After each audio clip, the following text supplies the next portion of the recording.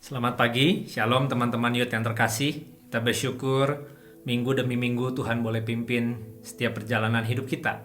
Secara khusus buat teman-teman pelajar, mungkin ini sedang ada di dalam minggu-minggu istirahat dan liburan sejenak. Tapi tanpa terasa 1-2 minggu lagi kita juga akan memulai semester yang baru. Mari kita mempersiapkan diri kita, mempercayakan diri kita dengan apa yang ada di depan. Dan sebagaimana tema bulan lalu, kita baru saja belajar tentang mempercayai Tuhan di dalam setiap musim hidup ini.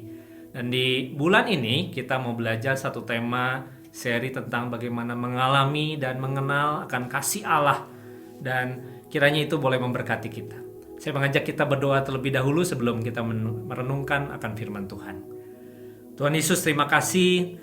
Kami percaya Tuhan Kau kumpulkan kami kembali. Kerinduan kami untuk menyembah-Mu menjadi sesuatu yang lebih lagi besar muncul daripada hati kami yang terdalam. Kami tidak pernah puas dengan situasi yang ada, tapi kami hanya bisa puas waktu kami menemukan dan tinggal di dalam hadirat. Pagi hari ini kami berkumpul, beribadah bersama. Kami rindu firman Tuhan boleh menyapa kami dan menyegarkan hati kami.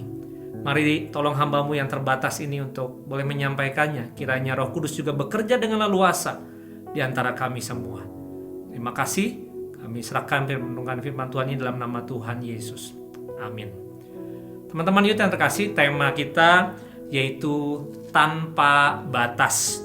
Nah, saya percaya di dalam perjalanan hidup kita ada waktu-waktu kita boleh mengalami sesuatu itu dengan satu perasaan-perasaan yang berbeda gitu ya. Tapi mari kita buka hati kita pagi hari ini menyadari bahwa kasih Allah itu adalah kasih Allah yang tidak lagi berjarak. Kasih Allah yang mendekat kepada hidup kita dan kasih Allah yang mengelilingi sepanjang hidup kita. Maka judul itu diberikan tanpa batas. Nah, teman-teman, saya mau memulai dengan sebuah film seri dari seorang atlet olahragawan terbesar yang mungkin teman-teman sudah kenal tapi mungkin tidak hidup di zamannya, yaitu bernama Michael Jordan atau disebut dengan Michael Air Jordan. Kenapa disebut Air Jordan? Karena waktu dia sudah meloncat, dia bermain seperti melangkah berjalan di atas udara dan tidak ada yang dapat menghentikannya. Itulah kehebatannya, dan saya percaya sekalipun generasi muda tidak hidup di zaman di mana dia bermain, tapi mengenal kehebatannya sampai hari ini. Nah, waktu itu teman-teman semua yang suka basket mengenal, melihat bagaimana fokusnya, kegigihannya, ambisinya untuk tetap bersaing itu menjadi sesuatu yang luar biasa. Dia selalu ingin menjadi yang terbaik.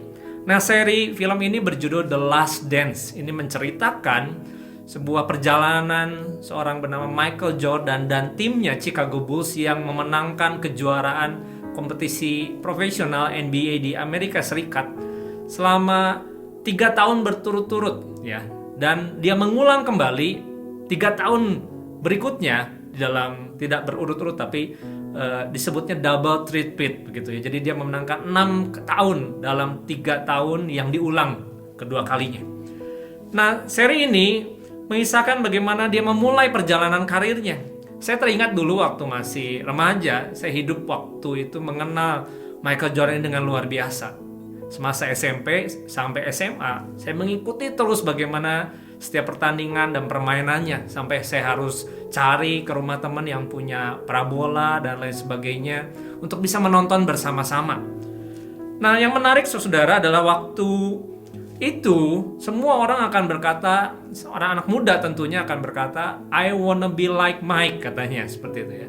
Saya ingin menjadi seperti Michael Jordan, hebatnya, luar biasanya, determinasinya, dan juga kepintarannya, kejeniusannya seperti itu.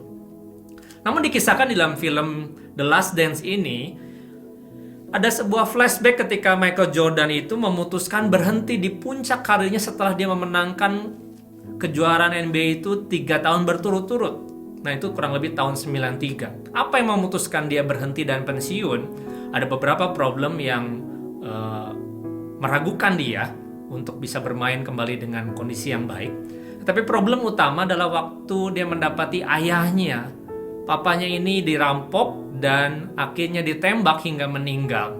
Dan itulah membuat Michael Jordan mengalami satu peristiwa yang menghancurkan kepercayaan dirinya. Karena selama ini dia selalu didampingi oleh ayahnya setiap kali bermain basket, sampai kejuaraan yang dimenangkan dari tiap tahunnya itu. Nah, saudara yang terkasih dalam Tuhan Yesus, waktu itu akhirnya dia memutuskan berhenti. Maka semua orang dan seluruh dunia kaget luar biasa. Timnya pun akhirnya seperti berantakan. Tapi singkat cerita, tahun 93 jeda itu sampai tahun 95 akhir dia memutuskan kembali untuk comeback. Dan ini menjadi satu berita yang luar biasa kembali menghangat di seluruh dunia. Nah, waktu itu dia memulai kembali kompetisi dengan belum siap sepenuhnya sebenarnya. Ya, memang semua orang mengeluh-ngeluhkan dia untuk mengharapkan kembali memimpin dengan memenangkan kejuaraan. Tapi waktu dia memulai kembali, teman-teman, dia kehilangan kepercayaan dirinya. Kenapa? Karena selama ini ayahnya selalu ada di samping dia. Tapi kali ini tidak ada bersama-sama. Dia membutuhkan waktu untuk kembali fit dan akhirnya bisa ada dalam performa yang terbaik untuk memenangkan kompetisi. Nah, di film itu dikisahkan bagaimana ibunya, pelatihnya, rekan setimnya, teman baiknya bahu-membahu untuk menjadi support system bagi Michael Jordan untuk membawa kembali dirinya ke puncak kejayaan karirnya dan memenangkan trade yang kedua, itu 3 tahun berturut-turut, yang kedua tahun 96 sampai 98. Nah, teman-teman, kisah ini merefleksikan ketika saya mempersiapkan firman Tuhan ini, siapa yang sebenarnya bersama dengan kita di dalam kehidupan ini? Mungkin itulah orang-orang yang terdekat dan orang-orang yang kita kasihi. Bagi Michael Jordan yang disebut seperti Tuhan lagi, bukan seperti manusia, karena dia bisa walking in the air seperti itu ya. Dia pun membutuhkan seorang figur ayah yang ada di samping dia. Nah, teman-teman, saya memikirkan hidup kita yang hari-hari ini tidak dapat kita bisa prediksi. Kita bisa happy di satu hari dan sad kemudian. Kita bisa sehat di hari ini dan besok sakit. Kita bisa di dalam kelimpahan hidup hari ini tetapi di dalam kekurangan di dalam kemudian hari. Kita bisa sangat seperti ingin hidup ya, semangat di dalam hari ini tapi bisa kehilangan dan putus asa di kemudian hari. Dan pertanyaan, kepada siapa kita bergantung, teman-teman? Kepada siapa kita merasa aman, secure, dan kepada siapa kita selalu dapat mempercayainya setiap waktu? Nah, jawabannya tentu kita tahu. Hanya bersama dengan Yesus Tuhan kita, gembala kita, benteng perlindungan kita.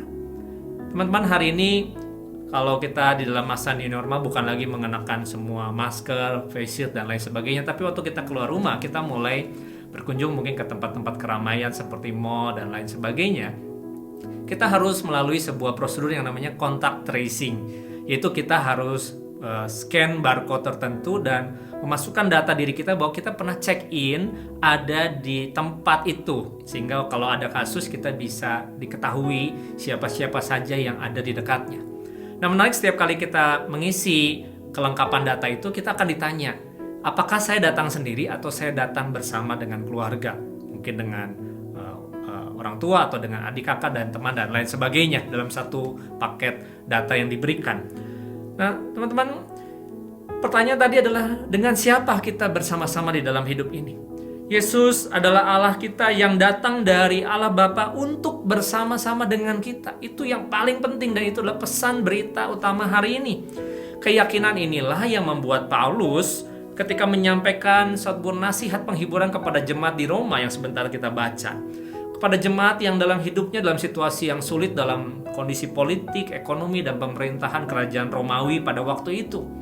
Dan keyakinan Paulus itu bukan sekedar dari satu pengetahuannya atau kata-kata bijaknya, tetapi benar-benar satu pengalaman hidupnya, satu pengenalan dirinya yang sungguh-sungguh semenjak dia dipanggil mengenal Yesus pertama kali dalam perjalanan ke Damsyik. Nah, pertobatan itulah yang membuat dirinya tidak pernah bisa lepas daripada kasih Allah yang selalu menyertai hidup dan pelayanannya. Nah, saya mengajak kita membaca sejenak satu bagian firman Tuhan. Perikop dari Roma pasal 8 ayat 31 hingga 39. Saya akan membaca ayat 31, kemudian saya akan melanjutkan ayat 37 hingga 39. Demikian bunyi firman Tuhan. Sebab itu, apakah yang akan kita katakan tentang semuanya itu? Jika Allah di pihak kita, siapakah yang akan melawan kita? Katanya. Ayat 37, tetapi di dalam semuanya itu kita lebih daripada orang-orang yang menang oleh Dia yang telah mengasihi kita. Sebab aku yakin, kata Paulus, baik maut maupun hidup, baik malaikat-malaikat maupun pemerintah-pemerintah, baik yang ada sekarang maupun yang akan datang, atau kuasa-kuasa baik yang di atas maupun yang di bawah, ataupun sesuatu makhluk lain, tidak akan dapat memisahkan kita dari kasih Allah yang ada dalam Kristus Yesus, Tuhan kita. Teman-teman, Tuhan mau umatnya itu mengalami satu keyakinan yang kokoh dan tidak tergoyahkan ketika mereka tinggal aman di dalam kasih Allah. Ya, to experience deep and unshakable confidence when they are secure in His love. Teman-teman yang terkasih dalam Tuhan, kasih Allah inilah yang seringkali dihubungkan dengan kasih Allah terhadap pengampunan dosa kita. Namun hari ini kita juga mau belajar bagaimana hubungan antara kasih Allah itu dengan kehidupan kita sehari-hari. Nah, seringkali dalam perjalanan kita mengenal Tuhan, berjalan bersama dengan Dia di tahun-tahun awal perjalanan rohani kita bisa makin lama makin merasa undur dan merasa kering. Masalah, kekhawatiran akan masa depan, atau juga semua yang mempengaruhi bisa mengerdilkan iman kita. Semangat hidup kita seringkali didasarkan pada apa yang kita lihat, apa yang kita bisa pegang, apa yang kita bisa kontrol. Pada saat semuanya itu diambil, kita mulai patah semangat. Nah, kasih Tuhan inilah yang membuat seharusnya kita punya mentalitas lebih daripada pemenang, yang membuat kita punya semangat di dalam menjalani hidup ini, mengejar apa yang menjadi mungkin cita-cita dan impian kita. Tapi ada sebuah keyakinan bahwa Allah bersama-sama dengan kita, yang membuat kita hidup dengan yakin pada hari ini adalah karena adanya kasih Tuhan. Nah, di dalam Roma pasal 8 inilah yang merupakan kesimpulan seluruh daripada apa yang menjadi tulisan Paulus sebelumnya. Karena itu sebenarnya di ayat 31 dalam bahasa Inggris itu dimulai dengan kata therefore, oleh karena itu, atau sebab itulah, gitu ya teman-teman. Nah, ayat pasal 1 sampai 8:30 itu menceritakan bagaimana pengenalan Paulus yang sesungguhnya, siapa Allah yang mengampuni, dan bagaimana Roh Kudus memimpin kita ke dalam kehidupan yang kekal. Nah, dari ayat 31 Paulus mulai menekankan dengan jelas bagaimana ada Allah yang selalu ada di pihak kita. Seberapa jauhkah kasih Allah itu? Sebesar kasih Yesus Kristus yang mati di atas kayu salib bagi kita yang tidak layak menerima ini. Nah, teman-teman, kalau kita membaca ayat 31 sampai ayat 35, ada 5 kali penekanan yang dibuat Paulus. Saya mengajak kita melihat bagian teks di dalam Alkitab kita masing-masing. Yang pertama yaitu jika Allah di pihak kita, siapa yang akan melawan kita, katanya.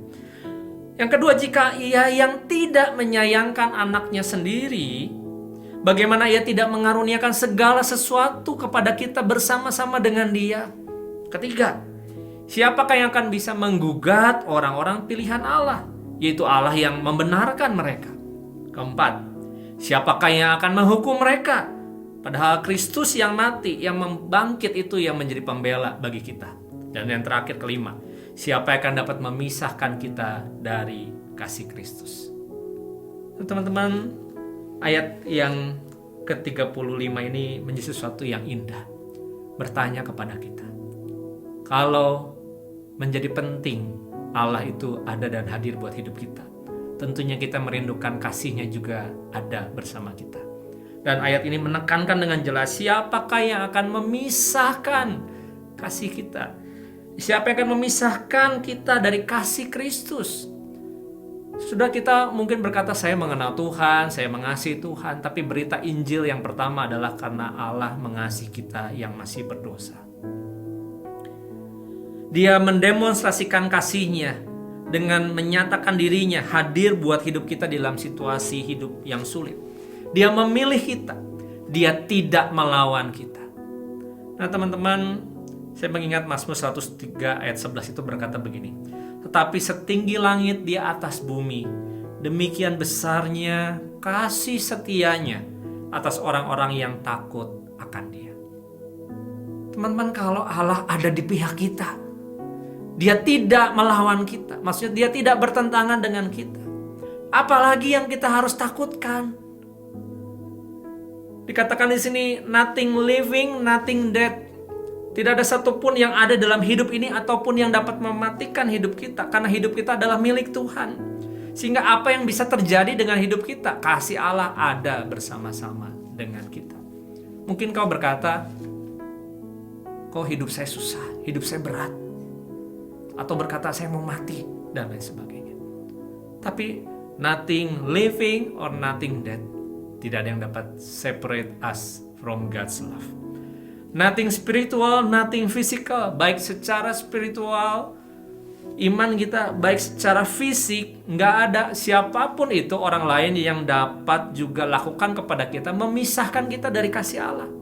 Bisa jadi orang itu berbuat jahat kepada kita, bisa jadi mereka mengecewakan kita, bisa jadi mereka melukai kita, tapi kasih Allah tetap ada bagi hidupmu. Nothing today, nothing tomorrow. Tidak ada sesuatu yang terjadi pada waktu hari ini, ataupun apa yang kita lakukan di kemudian hari, itu yang akan membuat kasih Allah itu menjauh dari kita. Tidak ada. Nothing. Tidak ada. Dan yang terakhir, nothing above, nothing beneath us. Tidak ada yang ada di atas, tidak ada yang ada di bawah yang bisa memisahkan kita, menjauhkan kita dari kasih Tuhan. Oh saudara, ini begitu indah. Bukan hanya pengulangan, bukan hanya sebuah kata-kata, tetapi menjadi satu kedalaman akar fondasi kita bahwa Tuhan itu tidak pernah meninggalkan hidup. Saudara, saya membayangkan penjelasan ini waktu mengingat kisah perempuan yang kedapatan berzina. Dan waktu itu orang Farisi menjebak Tuhan Yesus supaya menghukumnya dengan melempari batu. Dan setelah itu Tuhan Yesus menyatakan, siapa di antaramu yang paling tidak berdosa bisa melempar duluan, katanya. Dan kemudian waktu itu didapati perempuan itu tentunya di dalam satu perasaan yang begitu takut. Dia sudah tersungkur di tanah, dia merasa siap dihakimi, dia merasa itu adalah akhir hidupnya. Tapi ketika itu Tuhan Yesus bertanya, coba lihat, adakah yang mau menghukummu? Dan dia menengadah ke atas di dalam ketakutan itu. Dan dia melihat ke seling kiri dan kanan. Tidak ada, Tuhan. Gambaran itulah yang saya renungkan ketika membaca Roma pasal 8, 37, 39 ini. Ketika semua situasi dalam hidup kita hendak menghukum, menghakimi, mempermalukan kita. Tapi Yesus berkata, tidak ada yang dapat menghukummu. Sudah, itulah kasih Tuhan yang penuh kesetiaan dan pengampunan. Karena kasih-Nya itu membuat kita bisa hidup hari ini dan hidup di dalam kekekalan nanti. Mungkin manusia mengasihi dengan motivasi yang bersyarat, dengan hati yang tidak murni. Tapi tidak demikian dengan kasih Tuhan. Kasih Allah tidak hanya mengampuni kita, tapi kasih Allah itulah yang membuat kita memiliki semangat hidup. Teman-teman, di seri The Last Dance tadi, akhirnya Michael Jordan itu memulai kembali mengulang karir emasnya itu. Ketika pelatihnya mengucapkan ketika dia duduk di bangku sebelum memulai pertandingan, kamu bisa melalui ini. Ingatlah ayahmu juga tetap duduk di sampingmu dan melihat engkau bermain. Maka semangat itulah, semangat kasih ayahnya yang selalu mendampingi sepanjang hidupnya. Michael Jordan itulah yang membuat dia bisa kembali move on. Dia membuat kembali mengejar dan membuktikan dirinya bisa menjadi yang terbaik. Nah, teman-teman yang terkasih dalam Tuhan, segala kesulitan hidup kita ada di dalam kontrol Tuhan. Dan tanggung jawab kita seperti domba-domba gembalaan Allah yang mau taat dan menurut dalam situasi seperti itu. Karena seringkali situasi yang membuat kita hidup kita sulit menjadi alat di tangan Tuhan menyatakan kemuliaannya. Terkadang di dalam masalah sulit dan penderitaan itu justru kita ingin lebih mendekat kepada Tuhan. Hidup yang nyaman, itulah yang seringkali membuat kita terlalu sibuk untuk tidak lagi mengindahkan dan mengalami kasih Tuhan. Hari ini dan saat ini teman-teman, apakah kasih Tuhan itu menjadi sesuatu yang terus ada? Bukan hanya dalam hatimu dan pikiranmu, tapi ada bersama-sama mendampingi hidupmu kemanapun engkau pergi. Kita tidak pernah dijanjikan lepas dan bebas dari masalah. Tapi kasih Tuhan itu yang mengubah dan menguatkan kita, memberikan kita semangat dalam hidup ini. Nah, Roma pasal 8 ayat 37 ini merupakan sebuah proklamasi dari keyakinan iman Paulus yang harusnya menjadi proklamasi kita. Bahwa dikatakan di sini kita menjadi lebih daripada orang-orang yang menang. Apa maksudnya menjadi pemenang? Apakah kita menjadi pemenang atas segala kesulitan kita? Bukan, justru orang-orang Kristen lebih daripada para penakluk. Di sini kata yang dipakai adalah conqueror.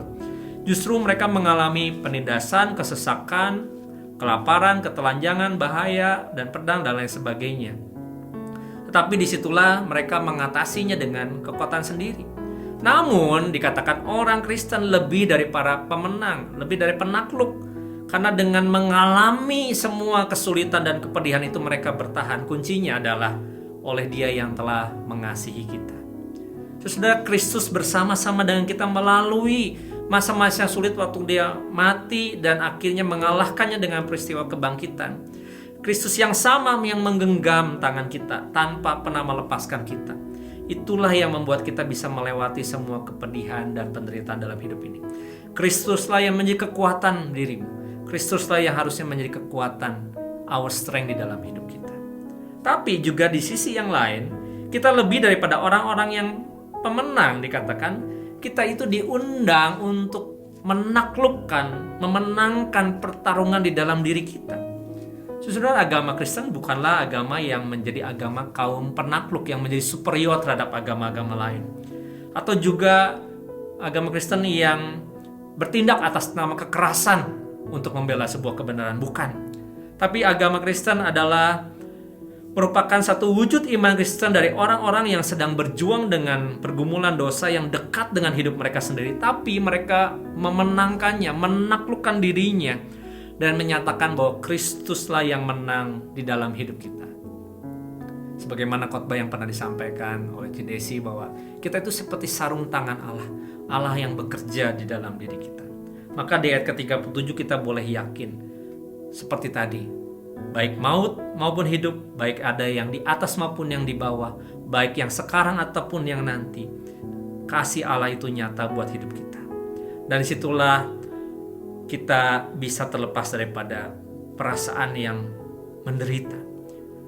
Kita kerap mengukur Allah dan menilai Dia dari ada dan tiadanya penderitaan ini. Jika hidup kita beres-beres aja, kita merasa Allah tidak melepaskan kasih-Nya dari kita. Tapi sebaliknya, jika hidup kita memilukan, dengan cepat kita memprotes dan menuduhnya bahwa kita melepaskan tangan kita dari genggaman tangannya, dan kita merasa kalah. Teman-teman itu yang terkasih, jika hidupmu merasa terhilang hari ini dan merasa goyah, Ia menanti engkau kembali. Ia mengulurkan tangannya kembali dan Ia menantikan untuk memelukmu kembali, berjalan bersama-sama dengan engkau. Mungkin engkau berkata, saya belum mengenal Dia. Teman-teman, hari ini adalah waktu di mana engkau mungkin belum mengenalnya secara pribadi. Dan saya mengajak, maukah engkau mengundang Tuhan Yesus, menerima kasih-Nya? Dan ini sesuatu yang kritis, karena hari ini dan setiap hari kita membutuhkan untuk hidup dalam kasih Allah. Tidak ada seorang pun yang menerima kasih Allah tidak memberikan kasih itu kepada orang lain. A person not receiving love cannot giving love. Kita membutuhkan kasih itu supaya kita bisa mengasihi. Karena kasih itu seperti echo katanya. Itu akan kembali pada waktu kita menerimanya. Teman-teman, kita adalah orang yang lebih daripada pemenang. Dan kemenangan kita tidak ditentukan dari situasi hidup kita. Allah tidak fluktuatif turun naik dari setiap dan mengikuti peristiwa yang turun naik up and down dalam hidup kita ataupun sejarah dunia. Tetapi Kristus senantiasa menggenggam tangan kita. Kita berjuang melawan diri kita dan menaklukkan diri kita dari kesombongan, ketidakpercayaan, dan keraguan kita. Mari berjuanglah terus, karena kita akan menang. Juga lebih daripada itu, karena Kristus telah menang atas hidup kita. Mari kita berdoa.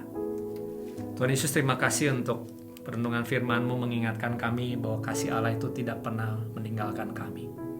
Apapun yang kami lakukan, hari ini atau besok, atas apapun yang mungkin dunia dan orang lain bisa lakukan pada kami dan menyelakakan kami, atas apapun yang bisa membuat kami merasa hidup ataupun mengalami di ujung daripada satu keputusasaan akan hidup ini, kasih Allah tetap buat kami.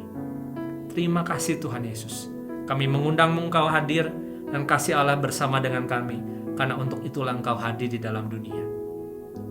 Engkau tidak pernah bertentangan dengan kami, dan tidak ada satupun yang dapat memisahkan kami dari kasih Kristus. Terima kasih Tuhan Yesus. Amin. Teman-teman yang terkasih, kita bersyukur untuk ibadah yang kita boleh lalui. Kita menantikan kembali pada waktunya yang tepat Tuhan bisa mengizinkan kita kembali bisa berkumpul bersama-sama beribadah di gedung gereja. Kita masih terus mempersiapkan diri, menggumulkan waktu yang tepat. Dan kiranya itu juga disertai dengan kerinduan kita untuk terus hidup dan mengenal kasih Tuhan. Mari sebelum kita mengakhiri ibadah ini, kita tundukkan kepala dan kita menerima kembali doa berkat, mengarahkan hati kita kembali kepada Tuhan. Kiranya kasih Allah yang sempurna dan melalui pengorbanan Tuhan Yesus dan damai sejahtera Allah Bapa dan pertolongan, penyertaan dan juga penghiburan daripada Roh Kudus boleh menyertai kami mulai dari hari ini sampai selama-lamanya. Amin. Shalom, happy Sunday. Tuhan berkati setiap kita.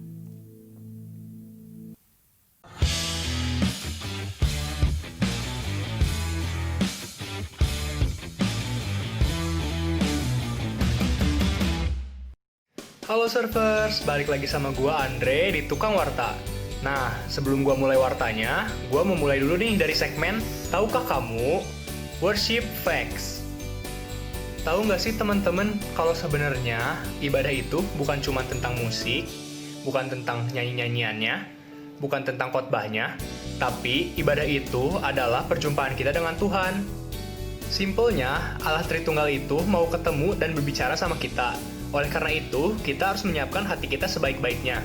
Yuk, mari setiap beribadah, kita selalu mengambil keputusan untuk sepenuh hati menyembah kepada Tuhan. Nah, warta yang pertama, teman-teman semua pasti di masa ibadah-ibadah online ini merasa kesulitan akan pemberian persembahan. Nah, sekarang tuh udah enggak lagi, soalnya udah gampang sekarang tuh udah ada QR code-nya. Nah, jadi teman-teman yang mau transfer persembahan itu bisa lewat OVO, GoPay, BCA Mobile, dan juga masih banyak lagi. Teman-teman bisa langsung aja kasih persembahannya di nomor rekening berikut. Nah, warta yang kedua, bagi teman-teman yang punya prayer request, bisa langsung aja isi formnya di bawah. Nah, jangan lupa juga teman-teman bisa ikut live on IGTV-nya setiap Rabu malam jam 8. Nah, di sana kita bakal doain prayer request kalian. Jadi semua doa-doanya itu bisa semoga cepat terkabul. Lalu, happy birthday buat semuanya yang berulang tahun untuk seminggu ke belakang. Semoga Tuhan berkati.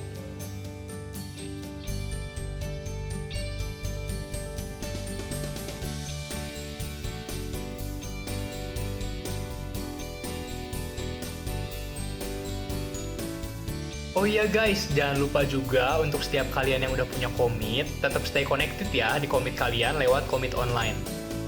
Dan juga guys, setiap aktivitas kita bakalan diupdate di IG kita, yaitu @youthwaveministry dan juga @youth1wave. Stay update ya. Oh iya guys, satu hal lagi, gue mau ajak kalian untuk appreciate semua tim ibadah dan juga tim pengkhotbah yang udah melayani kita hari ini. Sehingga kita bisa tetap beribadah di rumah. Kita harus tetap membangun budaya positif kita untuk saling menghargai. Kalian semua bisa ngucapin thank you-nya lewat live chat, lewat Japri, atau juga lewat sosmed-sosmed yang lain. Nah, sekian warta kali ini. Happy Sunday, see you on next week. Dan satu hal lagi, let's be a worshiper, not a spectator. God bless you all!